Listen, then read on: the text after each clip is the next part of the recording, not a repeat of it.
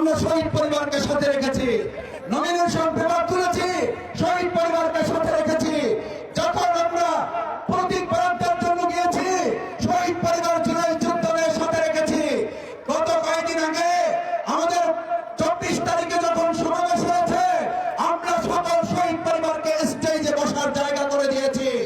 আমার তরুণীরা, তোমাদের বিবেকের কাছে জিজ্ঞেস করতে চাই, কৌশলের একটা দলের নাম বলো যারা জুলাই আগস্টের শহীদ আহত বন্ধুত্ব পরিবারকে স্মরণে রেখে কাজ করে, আর কেউ আছে কিনা? তার মানে তারা ৭১কে সম্মান করে আর ২৪শে জুলাইকে আমাদের ভুলিয়ে দিতে চায়।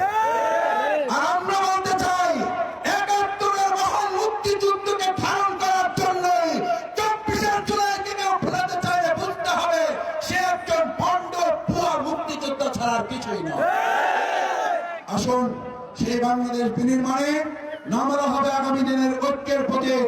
কাঁধে কাঁধ মিলিয়ে সবাই মিলে কেন্দ্রে গিয়ে ঐক্যের প্রতীক, ১১ দলের প্রতীক দাঁড়িপাল্লায় ভোট দিয়ে বিজয় নিয়ে আসবো ইনশাআল্লাহ।